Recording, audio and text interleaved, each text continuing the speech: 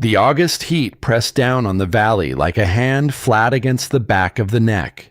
In the fields, families moved through rows of golden crops, filling wagons, laughing across fence lines, trading surplus with the easy confidence of people who believed the good weather would remember them kindly.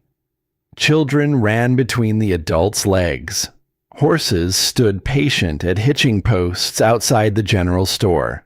The season felt generous. It felt permanent. It felt like the kind of thing that would always be true. 8 feet below the surface of all of that warmth, Maren Solberg was on her knees in the dark. A single tallow candle sat in a notch she had cut into the earthen wall. The flame did not move. That was the point. 8 feet down, the air had no interest in August. It held its own temperature, its own stillness, its own logic. 40 degrees, near enough. Not cold enough to freeze, not warm enough to rot. The space between those two facts was where food survived, and Maren had spent the better part of 3 weeks making sure that space was exactly right. She pressed her thumbnail into the flesh of a potato, checking for soft spots, for gray beneath the skin. She checked each one the way a careful woman checks everything, not looking for good news, looking for accurate information. There is a difference, and the difference matters more than most people ever have reason to discover. She heard the horse before she heard the man. The hooves stopped directly above her. Saddle leather creaked. The rider did not dismount. Harold Voss's voice came down through the open hatch, flattened by distance and something else. The particular tone of a man who has already decided what he thinks, and is now simply announcing it. "What exactly are you doing down there, Maren?"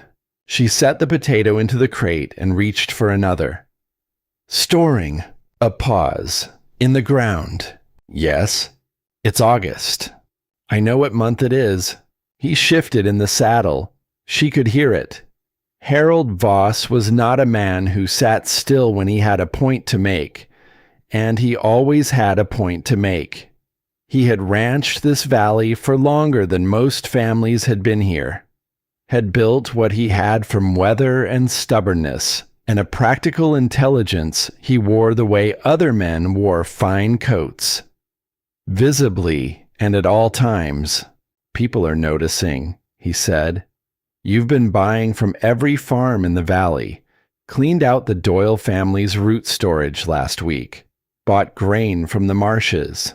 My wife says you've been drying meat since June." "I paid fair prices." "That's not the point." Maren came up the ladder slowly, stepped out into the August heat, and looked at him directly. Harold Voss sat tall on his horse, broad-shouldered, weathered, the kind of man the valley organized itself around without quite meaning to. He was looking at the open hatch the way people look at things they cannot find the proper category for. The hatch was 8 feet of pine framing and earthen darkness and a candle burning underground in August. There was no existing category for it. He was doing his best. "For one person," he said. "You're putting up stores for one person, and you've got, what, 400 pounds down there?" 498. I'll round it to 500 by the end of the month." The silence that followed was different from the silence before. The first had been skepticism. This one was something closer to genuine bewilderment. "That's excessive, Maren." She looked at him steadily. "Excessive is a guess. 500 pounds is a number." He turned his horse without another word. The next morning, before the dew had lifted from the fence posts, Harold Voss stood in front of the general store with 3 men from the north end of the valley. He said something. The men laughed. By midday, the name had traveled to every property on both sides of the creek. Solberg's Folly. Maren heard it from a woman at the feed merchant's counter who had the grace to look uncomfortable repeating it. Maren thanked her for the information and purchased her order and drove home without hurrying. That evening, she opened the narrow notebook she kept on the shelf above the east window. Not the household ledger, not the farming record, but the one she had begun years ago for this purpose alone. She turned to the morning's entry. A single line of numbers. Soil temperature, 18 inches down. Recorded every day since spring, the way her father had taught her, on a piece of land far north of this valley, in a place where winters did not arrive gently and did not leave when asked. 6 years of entries, 6 years of patterns, and this summer, this golden, generous, laughing summer, the soil at 18 inches was running 4 degrees below the same period in the 2 years prior. 4 degrees.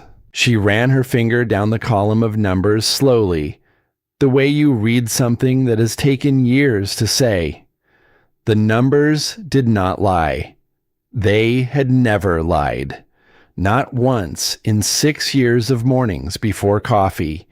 In 6 years of crouching beside the iron pipe she had sunk into the earth on the property's eastern edge, in 6 years of holding the thermometer for exactly 3 minutes by the watch on the nail beside the door. The earth never lies, only people do. Her father had said that to her when she was young enough that the words had gone in deep, the way things do when a child hears something true before they have enough experience to argue with it. He had said it standing over a neighbor's grave in frozen ground in a late spring that had refused to arrive on schedule. The neighbor had been a careful man, a good man, a man who stored enough for a normal winter and guessed, correctly every prior year, that normal was what he would get. That year, normal did not come. The winter had not been savage. It had simply declined to end on the schedule everyone had assigned to it.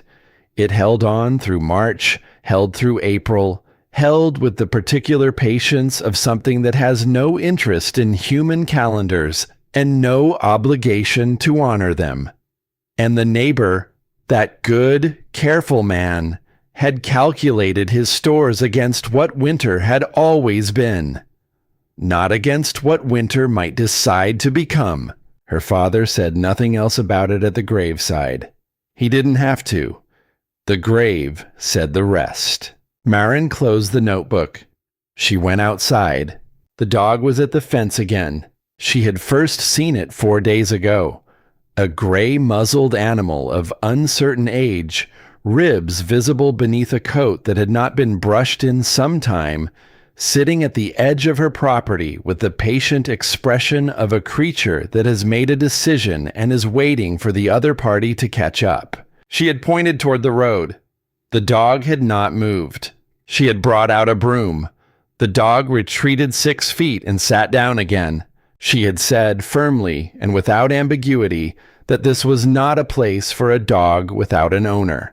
The dog had looked at her with the calm, ancient eyes of an animal that has heard a great many things said by a great many people and has learned to wait and see what actually happens. Now it was back at the fence, in the same spot, in the same posture, with the same expression that communicated, without particular urgency, that it had nowhere else to be, and was prepared to demonstrate this for as long as necessary. Maren stood at the edge of her yard and looked at it for a long moment. "You're not staying," she said. The dog's tail moved once, slowly, like a sentence completed at its own pace. She went inside. She did not bring food, but she did not chase it away again either. And when she looked out the window an hour later, the dog had moved from the fence to the bottom of the porch steps, where it lay with its head on its paws, watching the door. Its name, she would decide later, was Pepper. Not because of any particular coloring, but because the name had a weight to it that suited an animal that had clearly survived things it declined to explain. That night, Maren sat at the kitchen table with the notebook open and the candle burning low. And she thought about her father's voice, and about the numbers in the columns, and about the 4 degrees that no one else knew about because no one else had spent 6 years taking the measure of this earth before the earth had any reason to answer.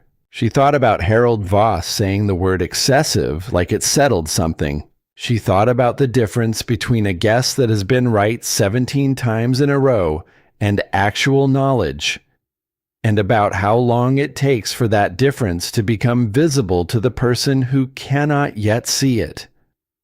She thought about what it cost to see it before the season made seeing it mandatory. She closed the notebook. She blew out the candle. Outside, the valley was warm and golden and entirely certain of itself. Maren Solberg was not certain of anything except the numbers, and the numbers had never been wrong. The harvest came the way it always came, with noise and color and the particular satisfaction of work that has a visible ending. Wagons rolled heavy through the valley roads. Smoke rose from every chimney as families began the long work of preservation, filling crocks and barrels and root bins with the season's abundance. Children carried baskets nearly as large as themselves. Neighbors called across fence lines, comparing yields, trading surplus, making the small calculations of people who believe next year will resemble this one closely enough to plan around. Maren moved through that harvest differently. Where others were selling, she was buying. Not aggressively.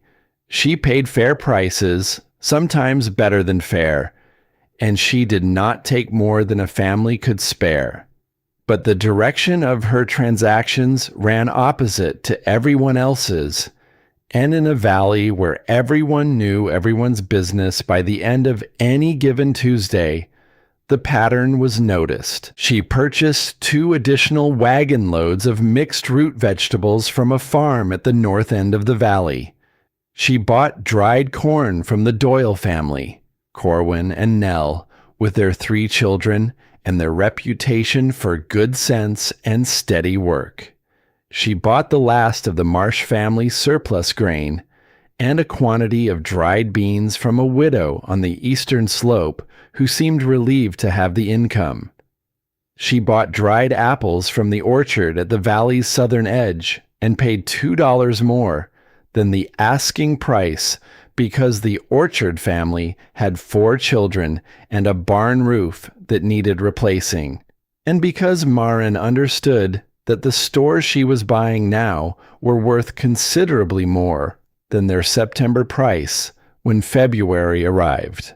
She said little about her reasons. When pressed, she said she was putting up stores for winter. When told that was a great deal of stores for one person, she agreed that it was. She did the drying herself, the way her mother had done it. Meat hung in strips in the smokehouse she had rebuilt in the first summer after Eric died. Fruit laid on wooden racks in the sun and turned twice daily until the moisture was gone, and what remained was concentrated and dense and would keep through any winter she had yet encountered. She worked from before dawn to after dark for 3 weeks in September, and when she was finished, the smokehouse smelled of oak and thyme, and the cellar held its temperature and its cargo and its silence. The end-of-season gathering happened on a cool evening when the first real edge had come into the air.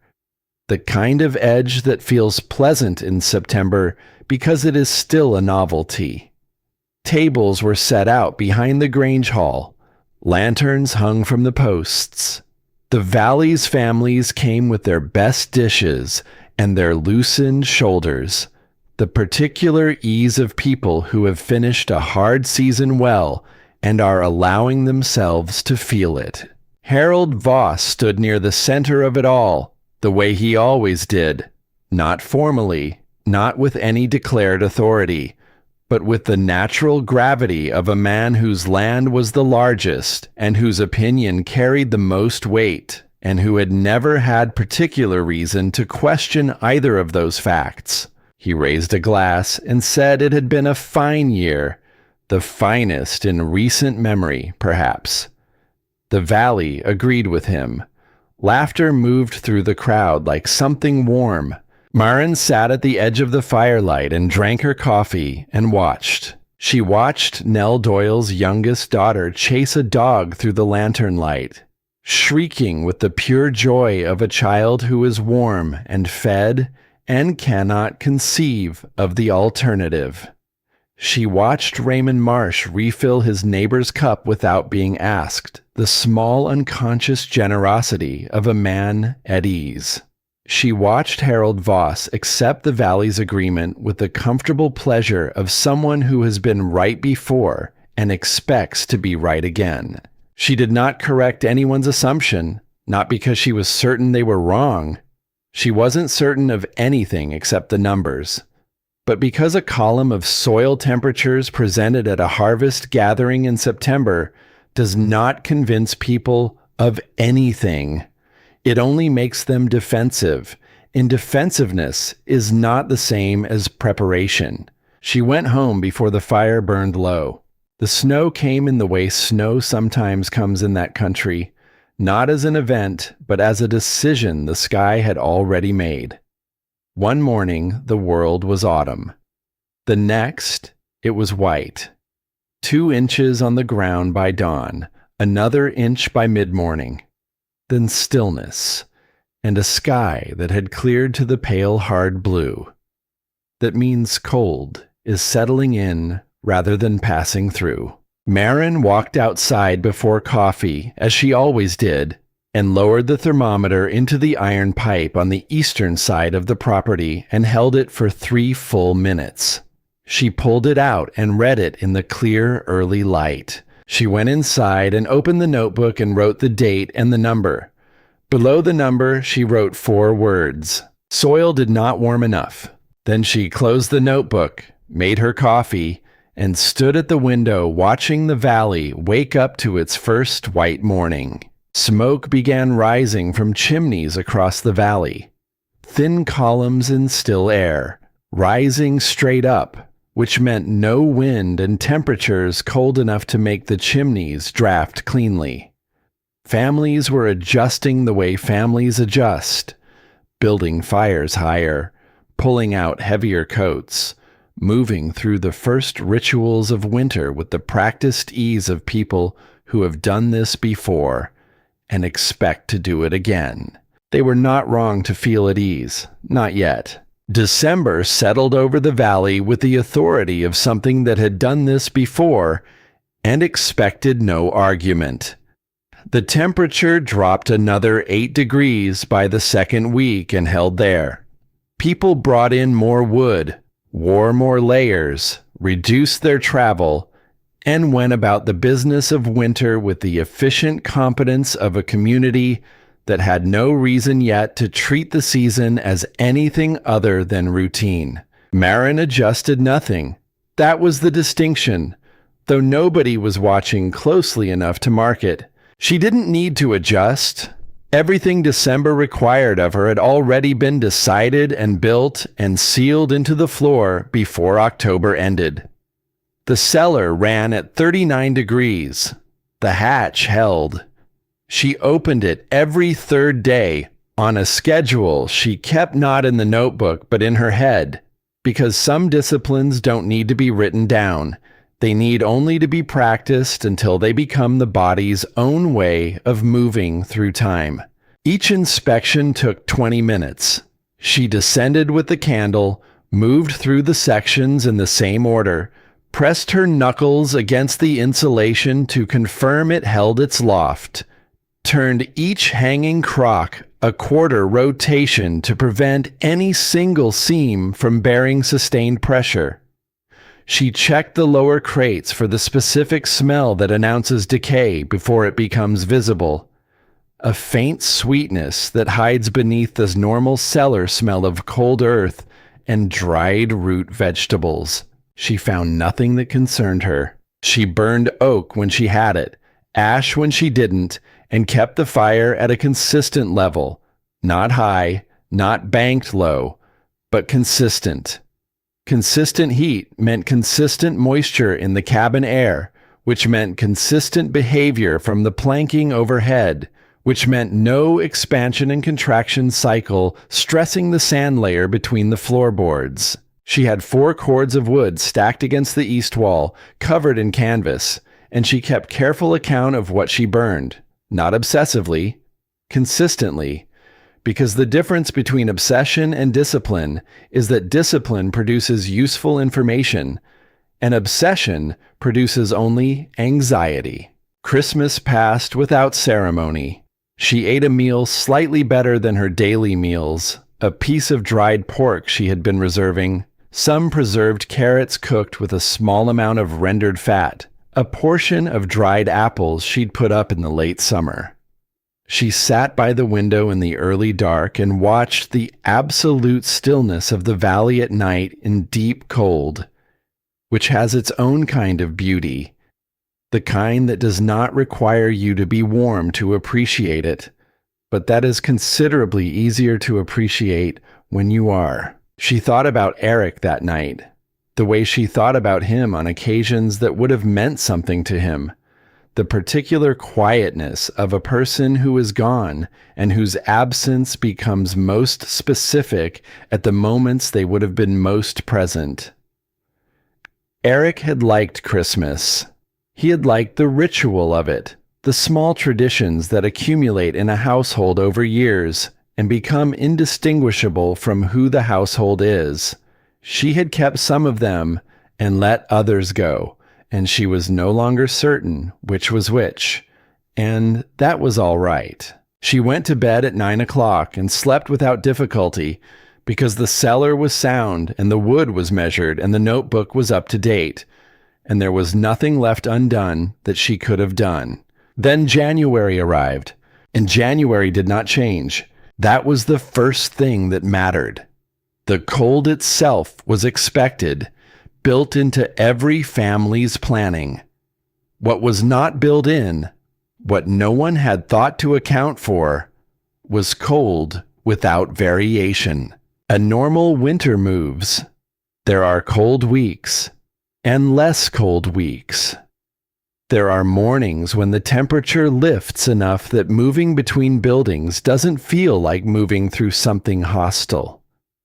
There are afternoons when the southern wall of a barn holds enough solar warmth to make standing beside it a small pleasure. These variations are part of what winter is, and the planning people do for winter is calibrated, without anyone quite realizing it, to include them. The January that settled over the valley did not oscillate. The temperature held in the same band day after day, with the implacable consistency of something that had made a decision and was not reconsidering it. The numbers weren't record-breaking, nothing dramatic enough to make a story. Simply cold. Every day, at the same depth, wearing the same face, without the small reliefs that make sustained cold survivable over weeks and then months. Marin noted it in the notebook each morning. The soil reading unchanged, the air temperature unchanged, the sky that same pale iron color that means the system overhead is stationary rather than moving. Movement is what ends weather. Stillness is what sustains it. She didn't revise any of her practices, didn't increase her consumption from the cellar, didn't reduce her wood usage, didn't alter the inspection schedule. The temptation in long cold is to do something, to respond, to adjust, to feel like new conditions require new action. Marin had learned that this temptation was mostly the mind's discomfort with waiting, not the body's actual need for change. Her body was warm. Her food was secure. The appropriate response to conditions that hadn't yet changed the actual facts of her situation was to continue doing what was working. That requires a discipline that looks from outside like passivity. It is not passivity. It is its own form of active decision. Across the valley, families were burning more wood than they had planned to burn by this point. Slightly more. Not alarmingly. Not yet. But the consistent cold was drawing heat from structures at a higher rate than prior winters had, and the firewood calculations made in October were beginning to show small gaps between what had been planned and what was actually being consumed.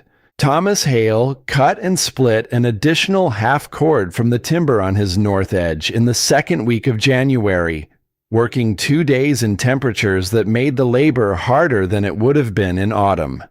He wasn't worried. He was prudent. In this valley, prudence had always been enough. Then Silas Marsh went to town. Silas was 19. Strong in the particular way of young men who have done hard physical work and have not yet encountered anything that required a different kind of strength. He had worked 2 summers at a lumber camp 30 miles east before returning home in the autumn, and the work had filled him out and given him the particular confidence of someone who has tested himself against hard conditions and found himself adequate to them. He was not reckless.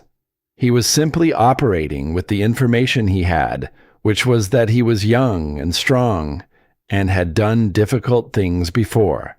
The errand was reasonable. They needed lamp oil, the kind the general store carried, that couldn't be made at home. 8 miles each way.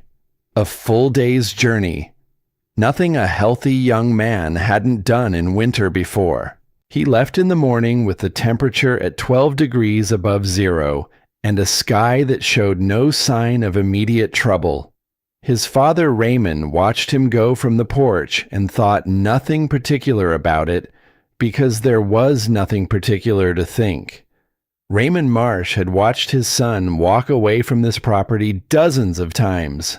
This was one more. Silas did not come home that evening.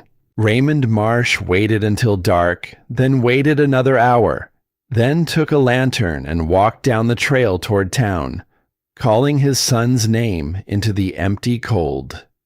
The lantern found Silas 2 miles from home, on his side at the edge of the trail, conscious but unable to explain clearly what had happened, except that his feet had stopped working right somewhere around mile 6, and he had pushed through on them for 2 miles after that, before the damage translated itself into the only language the body has left when ordinary words run out.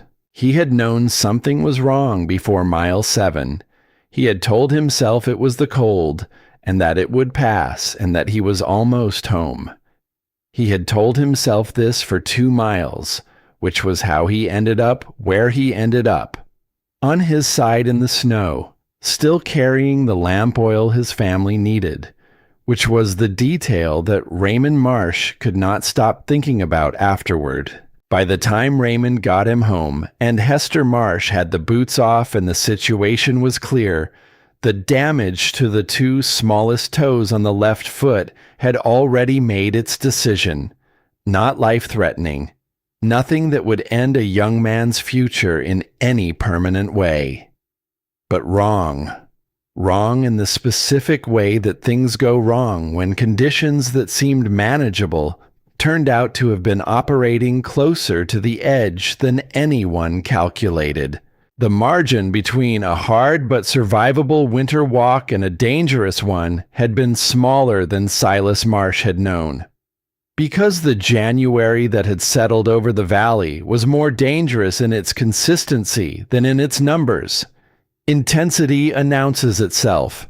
Consistency simply accumulates, degree by degree, hour by hour, mile by mile, until the body's accounting comes due all at once, and the reckoning is not a warning, but a result.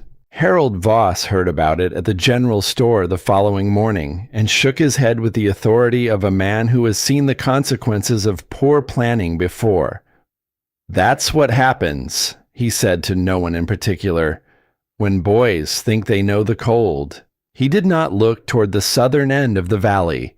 He did not look in the direction of a property where a woman had spent 3 weeks in August building a cellar while he sat on his horse and called it excessive. Marin heard about Silas Marsh from Nell Doyle, who stopped at the cabin on her way home from checking on Hester. Nell was shaken in the quiet way of a person who has just seen evidence that the situation they believed they were living inside is not quite the situation they are actually living inside. "He'll be all right," Nell said.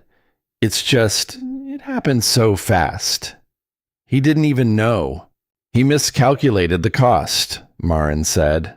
"Not the distance, the cost." Nell went home. Marin stood at the window and thought about margins, about how they are invisible until they aren't, and about how by the time they become visible, they have already made their decision about you. She thought about the specific arithmetic of 8 miles at 12 degrees above zero in January air that did not vary, and she thought about a young man who was strong and experienced and had been right about himself in every prior situation and was therefore entirely unprepared for a situation in which being right about yourself was not the relevant calculation. The cellar hatch was in the floor behind her. The temperature below it was 39 degrees. The temperature outside was 8 above zero and falling. She turned from the window and went back to the inspection she had been doing when Nell arrived. February came and the cold came with it, and nothing gave. Wood supplies became a point of daily attention in most households. Thomas Hale had burned through his extra half cord and was calculating the main stack with a precision he hadn't needed in prior years. The Doyle family had begun reducing the fire through the night to extend their wood, which meant the cabin cooled in the early morning hours to temperatures that woke the youngest children. The Hester brothers at the north end of the valley had enough. They ran a larger operation and had cut more than usual in October on instinct, the kind of instinct that comes from working land for 30 years and learning to read things you cannot quite name. They shared what they could spare with the Aldrich family to the east, who had come into winter with less than they'd meant to and were now making the kind of calculations that are uncomfortable to make. It was on a Tuesday in February that Eli Brennan appeared at Marin's property. She had seen him at the harvest gathering, the valley's blacksmith, a quiet man somewhere in his early 50s, with the kind of hands that come from decades of work with iron and fire. His wife had died 2 winters ago. He had continued running the forge alone, which the valley had noticed without particularly discussing. He was the sort of man the valley knew without quite knowing, present at every necessary occasion, absent from every social one, reliable in the way that things are reliable when they have never given anyone a reason to think about them. He came to the back of the property, not the front. He was carrying a small wooden box of tools, and he went directly to the cellar hatch. The exterior vent she had installed on the north side of the cabin's foundation, the one whose hinge had been stiff since October and that she had been meaning to address. He fixed it. He didn't knock on the door first. He didn't announce himself. He simply arrived, identified a thing that needed doing, did it, packed his tools, and turned to leave. She was standing on the porch when he turned. "I didn't ask for that," she said. "No," he agreed. A pause. Pepper had emerged from beside the woodpile and was sitting at Eli Brennan's left boot, looking up at him with the considered attention of an animal conducting an assessment. The dog's tail moved once. Marin noted that. Pepper hadn't offered that kind of attention to anyone since arriving on the property. Not to Thomas Hale, who had come twice. Not to Nell Doyle, who had brought dried herbs in November and left them on the step. Not to Harold Voss, who had ridden past twice without stopping but close enough that the dog had seen him. Only to this man, only now. The hinge would have failed by March, Eli said. A failed vent hinge in a cellar that size means temperature fluctuation. Temperature fluctuation at that stage of winter means spoilage. He said it the way a man states a fact he is not particularly interested in arguing about. Then he nodded once, picked up his box, and walked back down the property toward the road. Marin watched him go. Then she looked down at Pepper. "Don't," she said. The dog looked at her with the serene patience of an animal that has already decided and is simply waiting for the other party to catch up. That evening, Thomas Hale came to the front door. He had come before, in autumn, to look at the finished cellar and offer his cautious assessment. Now he came differently. He stood on the threshold rather than stepping inside, which told her something. A man who steps inside has time. A man who stands in the doorway has an errand. "Margaret and I need another month," he said. "We have timber on the north edge.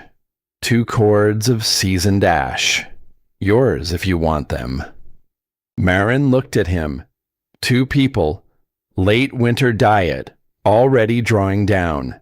60 pounds of mixed stores at a sustainable rate would cover a month. She didn't say any of that.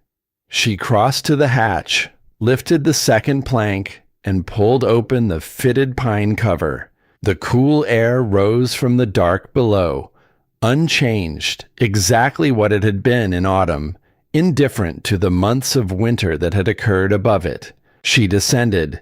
She moved through the eastern section and brought up 2 crates of root vegetables, a jar of dried corn, and a cloth-wrapped portion of the dried pork.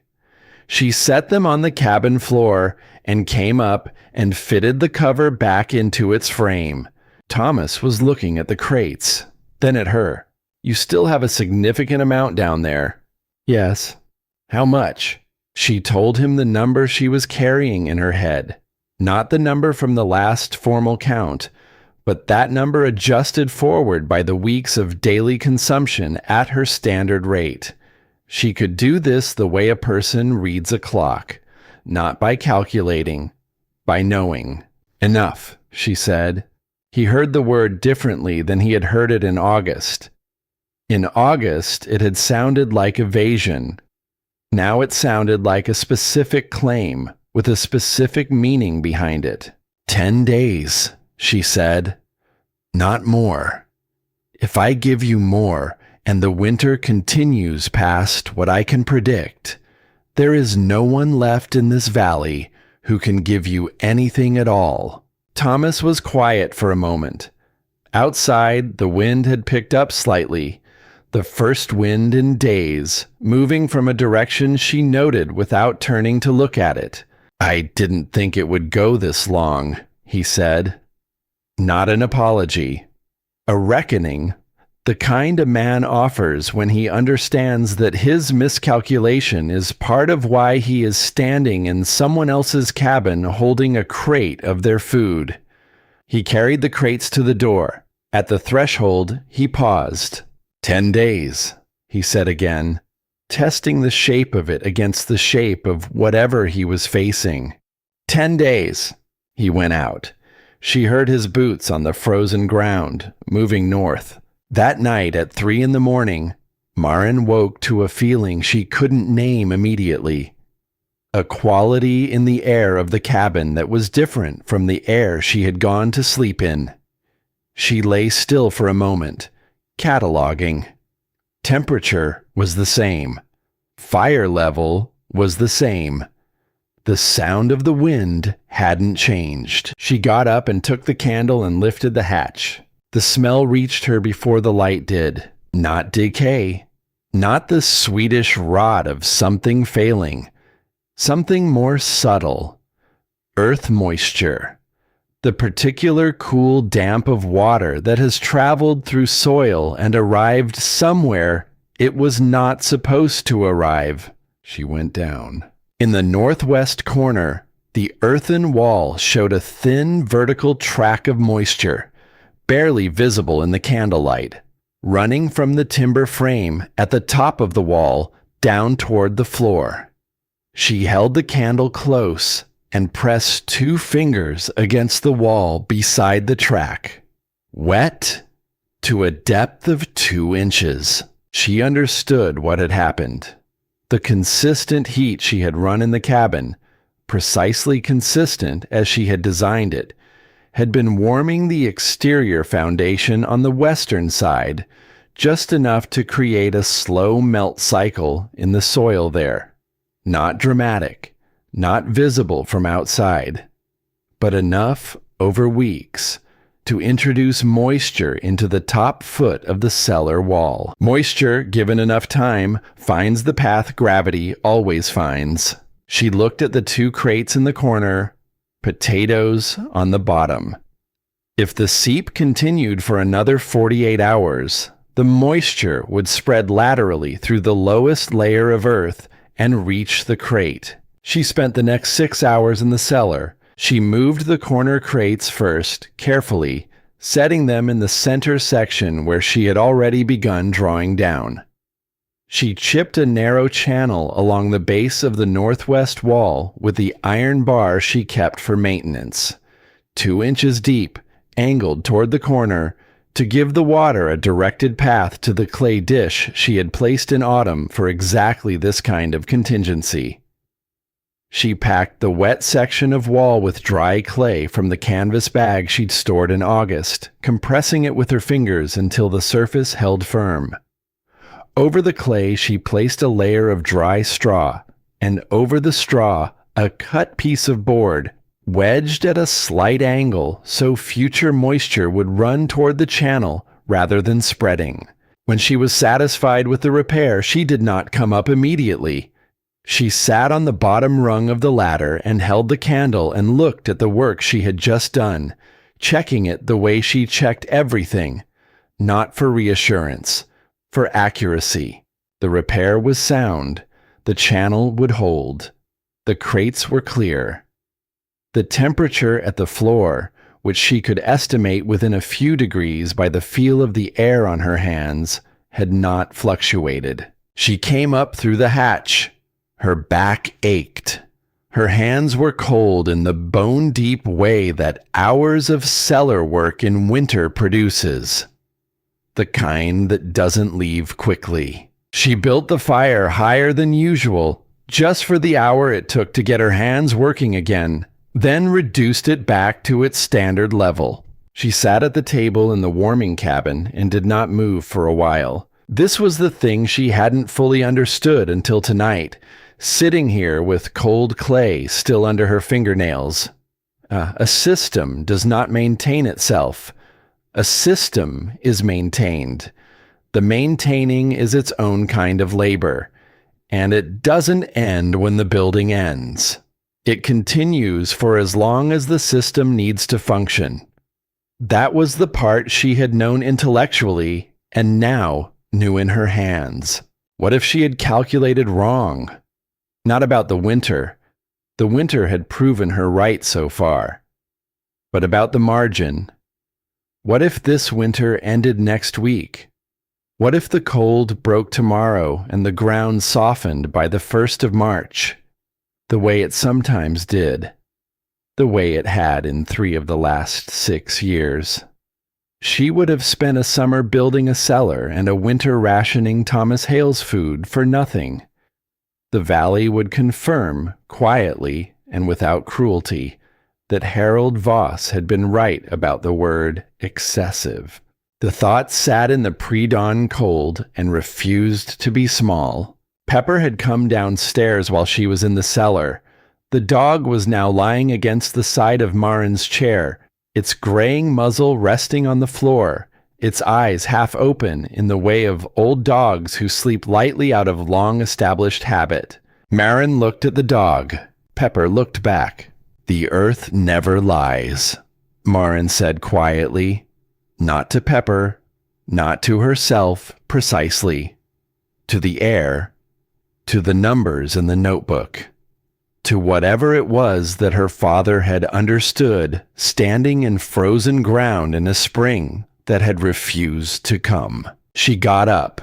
She put another split of oak on the fire, one, not two, back to standard, and went back to bed and lay in the dark until sleep came, which it did eventually, because exhaustion is also a kind of discipline.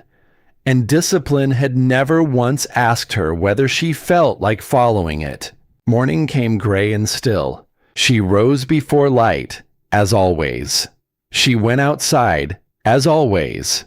She lowered the thermometer into the iron pipe and held it for exactly 3 minutes, and pulled it out and read the number in the early cold. She went inside and opened the notebook and wrote the date and the number. Below the number, she wrote 2 words, holding, watching. Then she put the notebook away, made her coffee, and went to check on the crates she had moved in the night. They were fine. Everything was exactly where she had put it. Outside, the sky held its pale iron color. The cold held its depth. Across the valley, smoke rose from chimneys in the still air.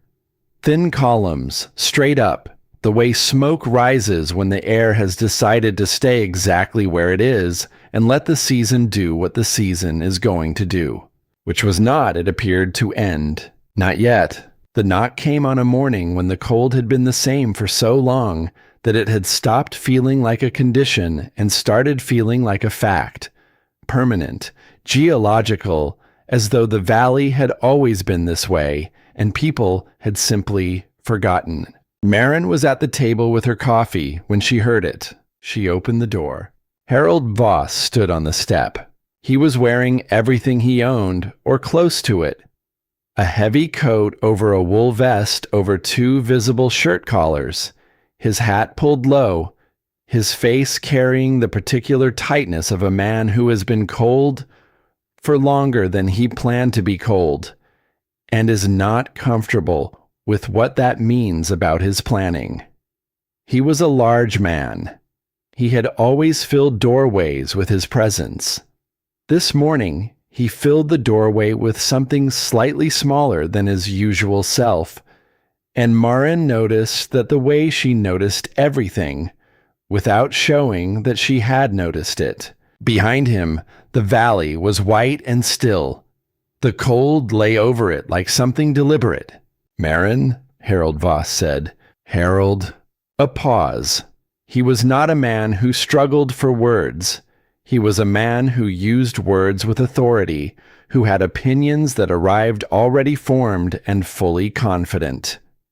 The pause meant the words he needed were not the words he was accustomed to using, and they were not arriving in their usual way.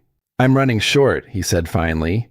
She could see from where she stood that his coat carried the smell of a man who had been burning furniture. The particular sweetness of finished wood, lacquered wood, the kind of burning that means the cord stack is gone, and the choices have narrowed considerably. I can compensate you in spring, he said. Timber, labor, whatever you need. I have resources on this property that I can...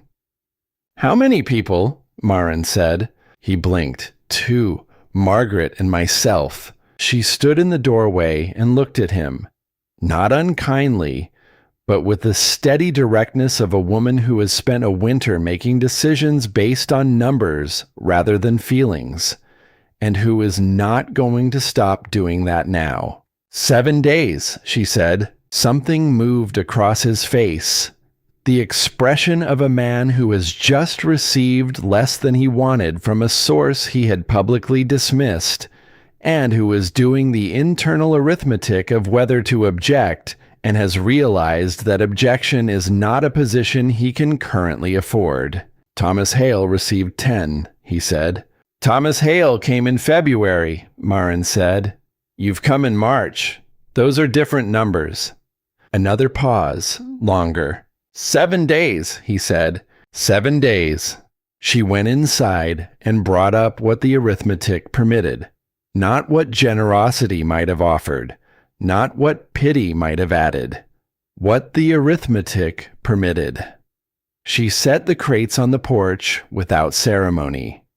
Harold Voss loaded them onto the sled he had brought without a horse, pulling it himself, which told her more about the state of his property than anything he had said.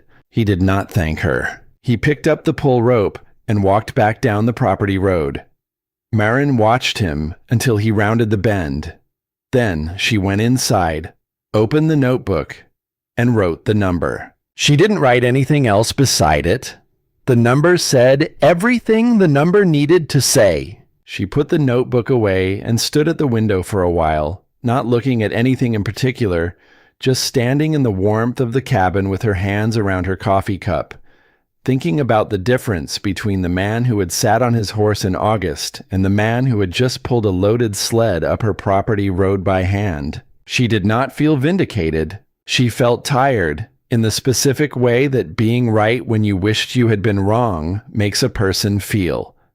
Because the rightness of her arithmetic did not fix Silas Marsh's toes, or put fuel in the Doyle children's stove, or return to Harold Voss the horse that was presumably dead in the barn. The rightness of her arithmetic meant only that she had not added to the damage, and that was not the same as preventing it. Pepper was at her feet. The dog had developed the habit of positioning herself precisely where Marin's feet would be when she stood at the window, which meant that Marin had developed the compensating habit of standing slightly to the left of where she usually stood. Neither of them had acknowledged this arrangement. It had simply become the arrangement. 7 days, Marin said quietly. Pepper's tail moved once. It was Thomas who brought the news about the Doyles. He came in the afternoon, moving across the field with the careful economy of a man who had learned to spend his energy with more attention than he used to. He was thinner than he had been in autumn, visibly in the face and the wrists and the way his coat sat on his shoulders. He came inside and sat down. Sitting meant the errand was not simple. Sitting meant what he had to say required the kind of steadiness that standing up does not always provide. Margaret was managing, he said first. She heard the word managing and understood it correctly. Not fine, but managing, which is the word a man uses when accuracy matters more than comfort. Then he told her about the Doyles. The family had reached the larger town to the south. All 5 of them, Corwin and Nell and the 3 children, had arrived intact, which was the important thing. The thing Thomas said twice, as though repetition might do what emphasis could not. But the youngest, Ruth, 4 years old, small for her age, bundled on the wagon seat between her older brothers for the entire journey. Ruth had not cried, not once, through the miles of cold and the hours of exposure, and the final approach into town when the temperature had been at its lowest point of the day. The older boys had been checked and found cold, but unharmed. Ruth had been quiet. Ruth had been bundled. Ruth had been, everyone had assumed, all right. Because children who are not all right tend to say so. Ruth had not said anything.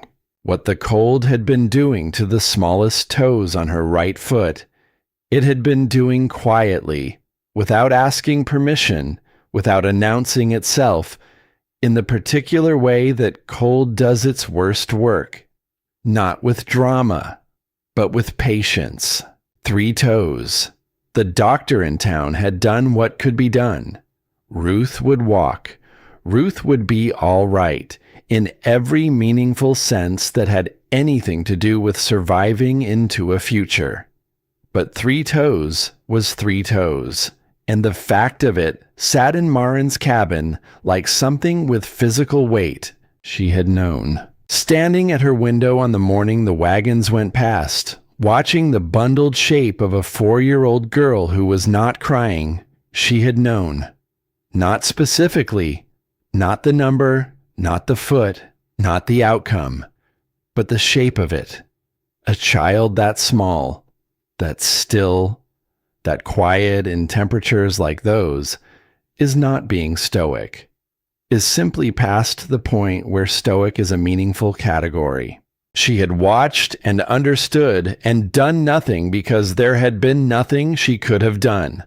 The wagons were already loaded. The decision was already made.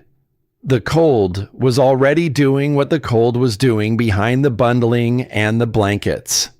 And even if she had run out to the road and said something, what would she have said? That the child was too quiet. That quiet in the cold has a specific quality that is different from the quiet of a sleeping child, or a content child, or a tired child. That she knew this the way she knew soil temperatures and winter patterns, and the difference between enough and barely enough, from years of attention to things that most people did not attend to. They would have looked at her. They would have kept moving. Because the wagons were loaded and the decision was made, and Nell Doyle had 4 children and a destination, and a cousin waiting in town, and no framework in which Maren Solberg's worry about the specific quality of her youngest daughter's silence could mean what Maren knew it meant. "The earth never lies," she said. Thomas looked at her. "Something my father used to say." She looked out the window. "Only people do." He was quiet for a moment, sitting with that. "There's also the Marsh boy," he said. She turned. Silas Marsh, 19 years old. Left behind in the family's cabin when his parents had departed with the Doyles, because his foot was still healing, and the journey had seemed inadvisable. And Silas had insisted, the way young men insist on things when the alternative involves being carried, that he would be fine, that he had enough, that he would wait it out. Raymond Marsh had shaken his son's hand at the door. Hester had cried.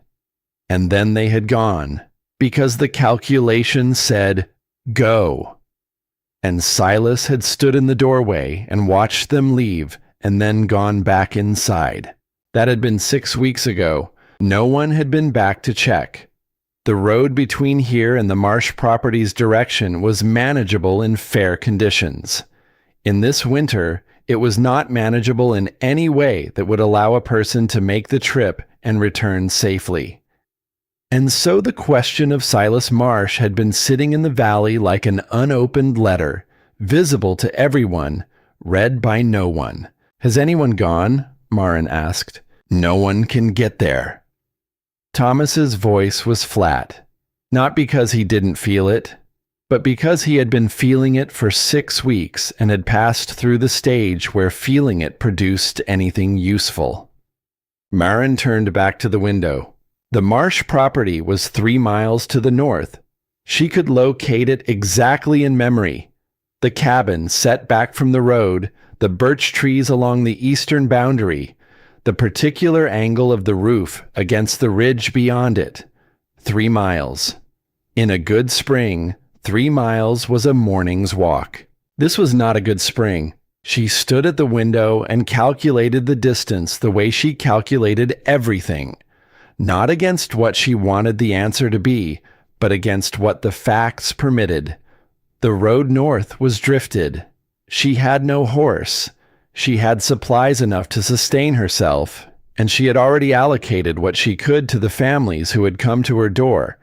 And if she left this property for the time a round trip would require, the cellar would be unmonitored and the fire would go unmanaged, and the margin she had spent a summer building would be at risk. The distance between where she stood and where Silas Marsh was, that distance was inside the reach of her mind and outside the reach of her body. The space between those two things was not a failure of will. It was a fact that did not improve with staring at it and did not become less true because it was painful. She knew what that space felt like. She had felt it when Eric was dying and the disease was doing what the disease was going to do, and there was nothing the doing could alter. She had felt it standing at her father's grave and understanding that the understanding had come too late to change anything it might have changed. The space between what you can see and what you can reach is one of the fixed costs of being the kind of person who pays attention. It felt like what it was. Thomas left an hour later.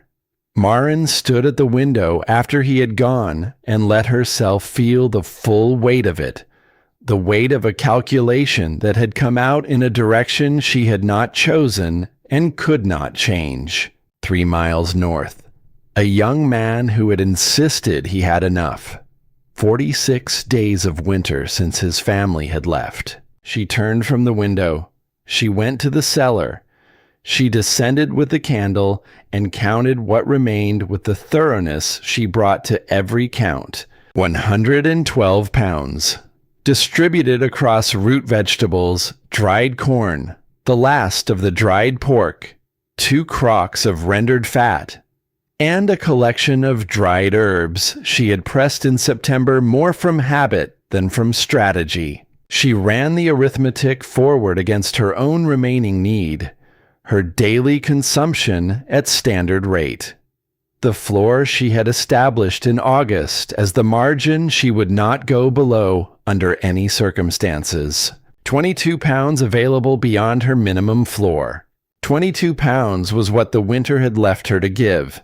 She came up through the hatch and fitted the cover back into its frame. Pepper was waiting at the top, sitting exactly where Maren's feet would land, which meant Maren had to step around her, which Maren had come to regard as something between an inconvenience and a comfort. She stepped around the dog. Outside, the afternoon light had taken on a quality she had been watching for. Not warmer, not yet, but directional in a way it hadn't been in weeks. The shadows were falling at a slightly different angle. The sun was moving through the sky on a track that was, by some small but measurable degree, higher than it had been at this hour a month ago. She noted it without acting on it. Spring was not something she was prepared to count until she had 7 consecutive days of evidence. One afternoon's light was not 7 days. One data point is not a pattern. It is a hope dressed up as information, and Maren Solberg had spent a lifetime learning to tell the difference. She brought in wood. She checked the fire. She sat at the table in the evening warmth and opened the notebook to a fresh page. She wrote the date. She wrote the soil temperature from the morning's reading. She wrote the cellar count.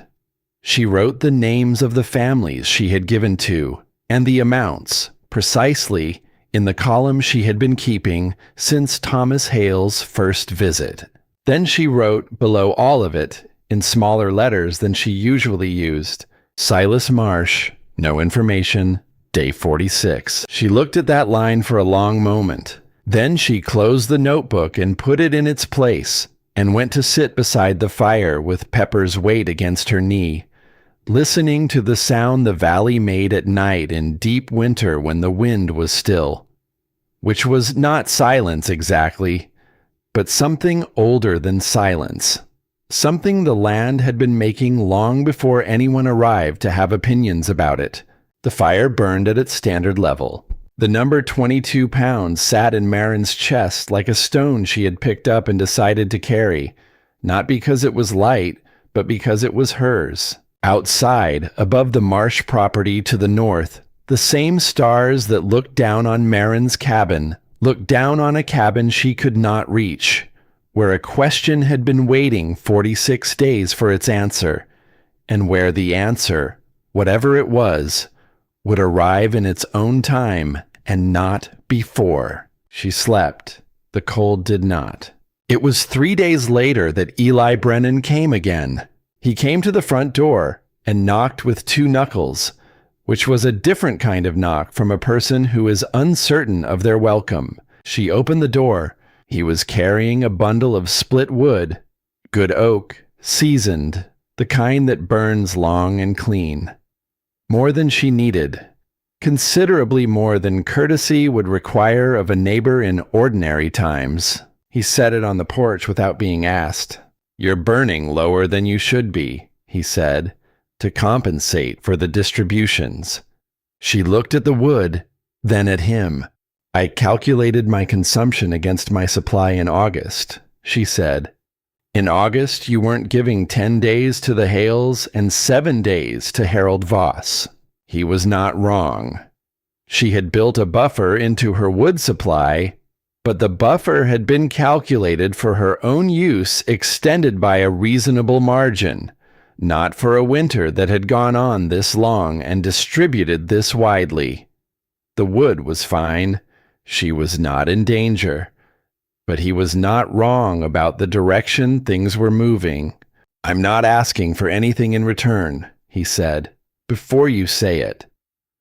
"I wasn't going to say it." "You were thinking it." She was. She had been calculating since the moment she opened the door. What this cost him, what the appropriate reciprocation would be, how to account for it in the spring, what it meant that he was paying this close attention to her situation. She had been doing the arithmetic of the transaction automatically, because transactions had a math, and she trusted math more than she trusted the other categories things between people could fall into. "Come in," she said. He came in. He stood in the cabin and looked at the floor, at the seamless planking that covered the hatch. And she saw him understand what he was looking at. "The cellar is below." "Yes." "Still holding?" 39 degrees. It hasn't varied by more than a degree since October. He looked at the floor a moment longer. Then he looked at her. "Silas Marsh," he said. "Yes." "I've been thinking about it." "So have I. There's no way to reach him from this direction in current conditions. But I know someone who came through from the North Ridge last week, a man I've traded ironwork with for years, who runs his trap lines on the high ground north of the valley. He said the Marsh cabin had smoke coming from the chimney as of 5 days ago." Marin was very still. Smoke. 5 days ago. A living person tending a fire in that cabin 5 days ago was not a certainty about today, but it was the first concrete information that had come from that direction in 46 days. And it sat inside her chest and rearranged something that had been arranged very carefully around the absence of it. "Good draft means the chimney's clear," Marin said. "Means someone is maintaining it." "That's what I thought." They stood in the cabin with the information between them, and neither of them said what the information meant because they both already knew, and saying it would not have added anything to the knowing. Pepper walked over and sat down beside Eli Brennan's boot. The dog looked up at him. He reached down and put his hand on the dog's head, and Pepper accepted this with the dignified composure of an animal that has been hoping for exactly this, but is too self-possessed to admit it. Marin looked at the two of them. "Coffee," she said. It was not a question. "Yes," he said. She put the pot on. They sat at the table, him on one side, her on the other, Pepper positioning herself in the middle, because Pepper had a gift for identifying the geometric center of any situation and installing herself there. Outside, the cold held its depth. But the afternoon light was coming through the east window at an angle that was slightly, measurably different from where it had been a week ago. Marin noticed it. She had 6 more days to watch before she would allow herself to call it a pattern, but she held it quietly in the part of her mind that was always, always measuring. The earth never lies. It just sometimes makes you wait longer than you think you can wait before it tells you what you need to know. She poured 2 cups. Neither of them was in a hurry to leave. And outside, 5 days north, A chimney was sending smoke straight up into the still winter air. And somewhere in that cabin, a 19-year-old young man was tending a fire that had kept him alive, one careful day at a time, having learned what Maren had spent 6 years learning by a different, harder, more necessary route. That the most important thing is not the size of the flame. It is the consistency of it. The first drop fell from the eave above the east window on a Tuesday morning. Maren heard it before she saw it. A single small sound, distinct, specific, entirely different from the sounds winter had been making for months. Not the creak of cold-stressed timber, not the compression of snow settling under its own weight, not the particular silence of air that has forgotten how to move. A drop of water, striking frozen ground. Then another. Then a pause of 30 seconds. Then another. She set down her coffee and went to the window and looked up at the eave. A thin, dark line of melt had formed along the underside of the roof's edge, where the south-facing surface had been collecting heat since mid-morning. As she watched, another drop gathered and fell. She didn't open the cellar, didn't increase the fire, didn't change anything about the way she was doing anything. She went to the notebook and turned to the day's page and wrote the date and the soil temperature from the morning's reading. Below the numbers, she wrote 6 words. Day 1, first drip from East Eve. Then she closed the notebook and went about the day exactly as she had gone about every prior day since November. One day is not permission. One day is information. And information requires more of itself before it earns the name of pattern. She had told Thomas Hale about the spring of her childhood, the warm day in late April that had felt like a rival, that had moved a neighbor to open his stores and call it a celebration. The 4 days that followed it, the 18 degrees that returned and stayed for 3 more weeks, the stores that had been opened on a Tuesday in April because a warm afternoon had felt like permission. A data point dressed up as a pattern has ended more careful plans than any storm. Day 2 was 2 degrees warmer than day 1. Day 3 was 3 degrees warmer than day 2. The drip from the eave lasted longer. Not a line of separate drops now, but something approaching a thin, continuous trickle in the hours of peak afternoon warmth, freezing again by evening into a small, clear formation at the base of the wall. Maren recorded each reading in the notebook with the date and the number, and nothing else. The numbers were the information. The information needed to be kept clean of interpretation until interpretation was earned.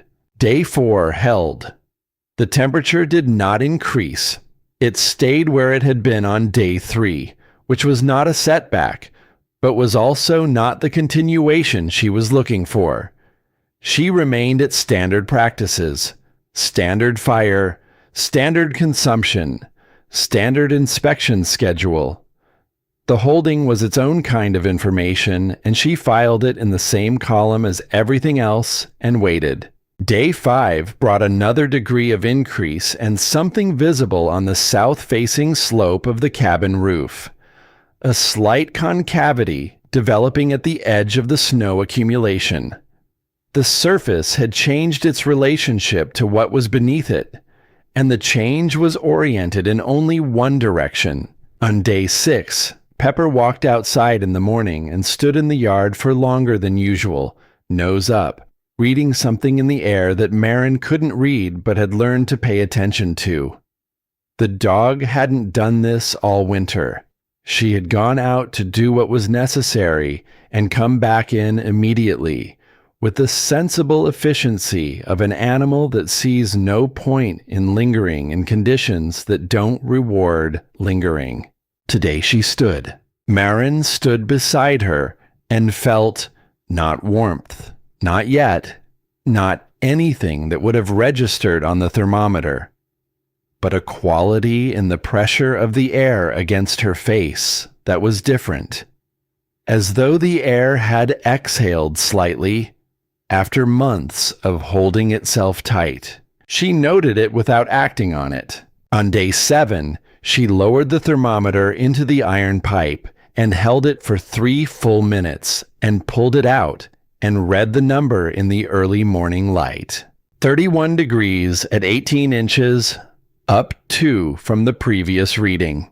2 degrees of soil warming, after weeks of readings within a single degrees band, meant something below the surface had shifted. Not in the air, which changes quickly and means little. In the soil, which changes slowly and means everything. She went inside. She opened the notebook. She wrote the date. She wrote the number. Below the number, she wrote 4 words. Day 7, pattern confirmed. Then she put the notebook down and stood at the stove and increased the fire, for the first time since October, to a level above maintenance. 1 additional split of seasoned oak, enough to raise the cabin temperature by 4 degrees for the afternoon. She stood beside the stove and let the extra warmth move through the room. It felt like something she hadn't allowed herself to feel since the first snow.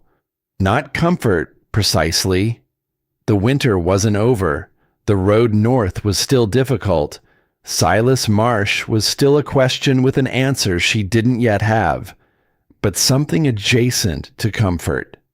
The particular feeling of having built a thing for a purpose and having the purpose survive the test. Pepper lay down in the middle of the floor, in a patch of thin winter sunlight that was coming through the east window at an angle slightly higher than it had been coming through all season.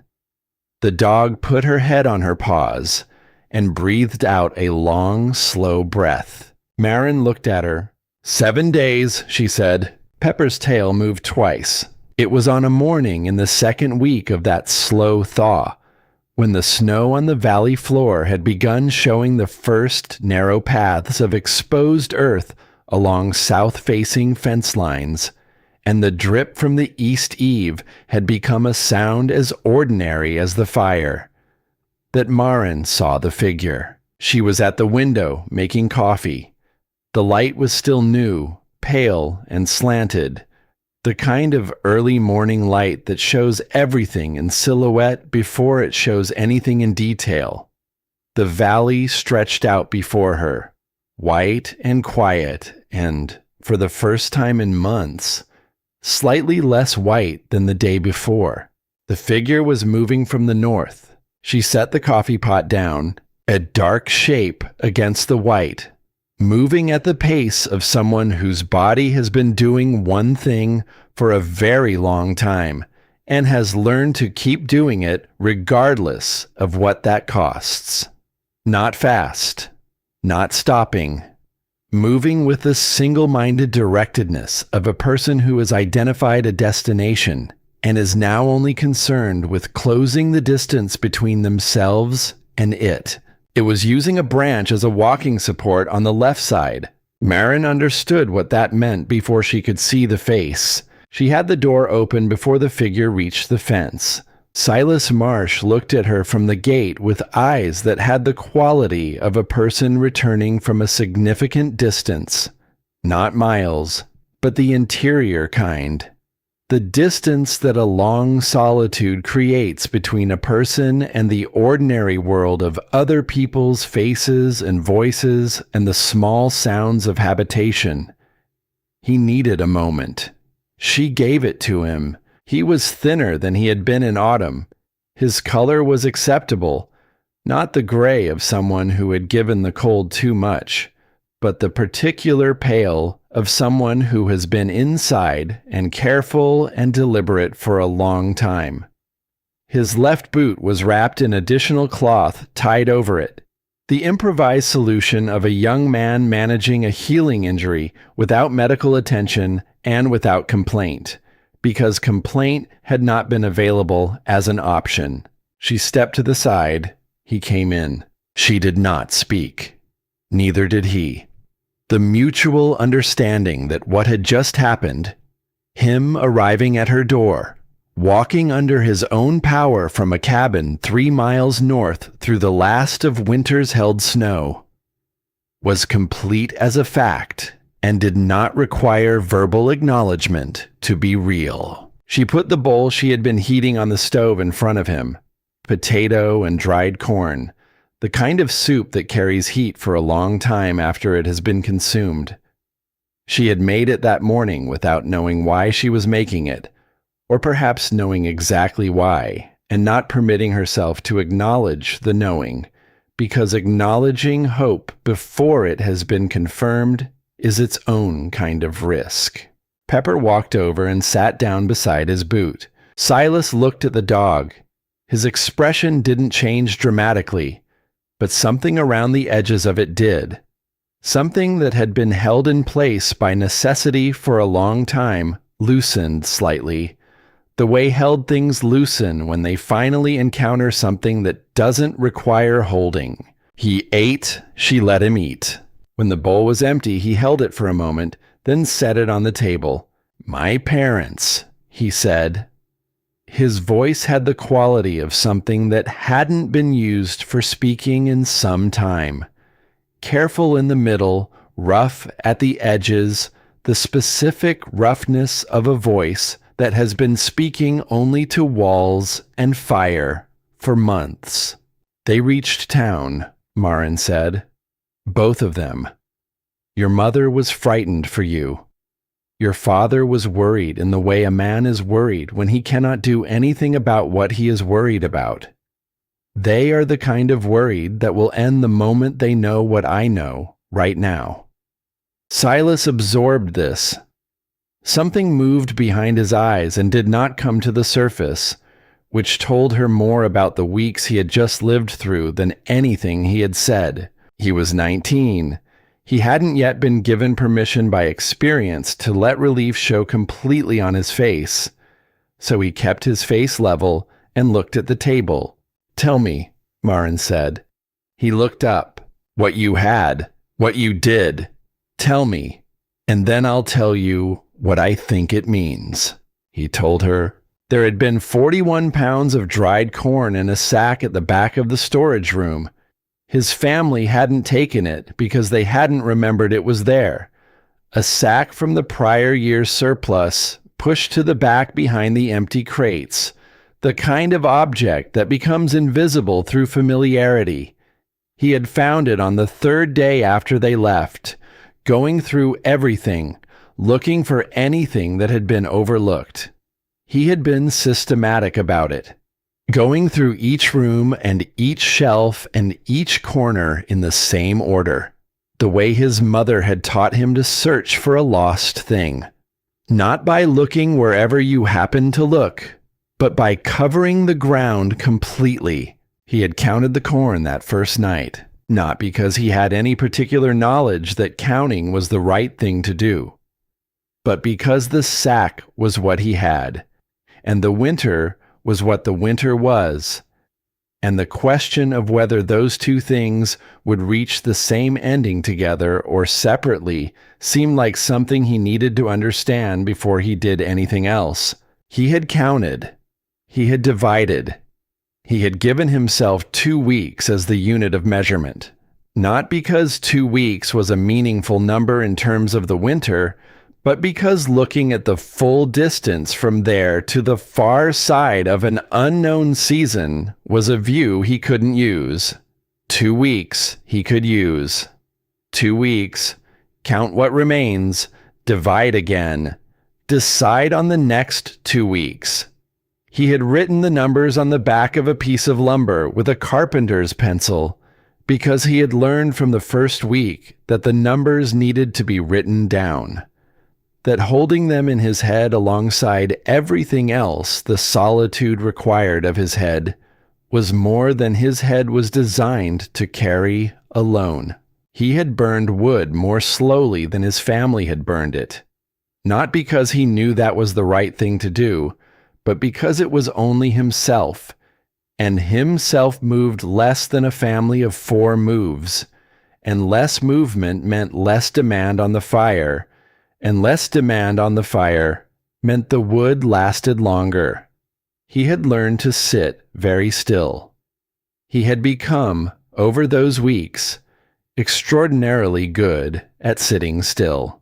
He had kept the chimney clear, which had been the hardest thing, not physically, but psychologically, because clearing the chimney meant going onto the roof in conditions that made going onto the roof an exercise in concentrated attention. And concentrated attention was something that became more difficult as the weeks accumulated, and the solitude did its particular work on the mind. There were days when the effort required to go onto the roof and do the necessary thing felt disproportionate to everything. He went anyway because the fire required it, and the fire was not optional. He had thought about a great many things. He did not say what things. She did not ask. Marin listened to all of it without interrupting and without writing anything down, though she noted everything, not just the facts, but the structure beneath the facts, the logic that a 19-year-old had arrived at alone, without planning, without anyone to consult, from the materials available, because the alternative to arriving at it was dying from not arriving at it.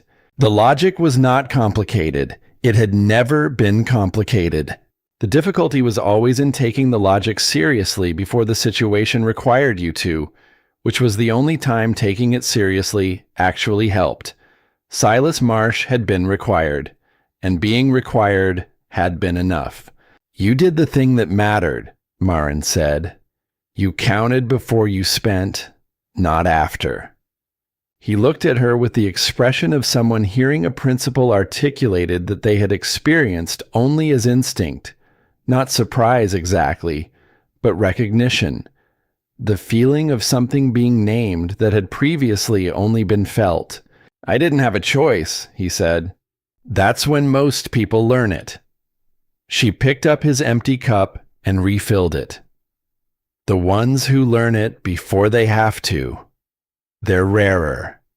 They're the ones who can share it afterward.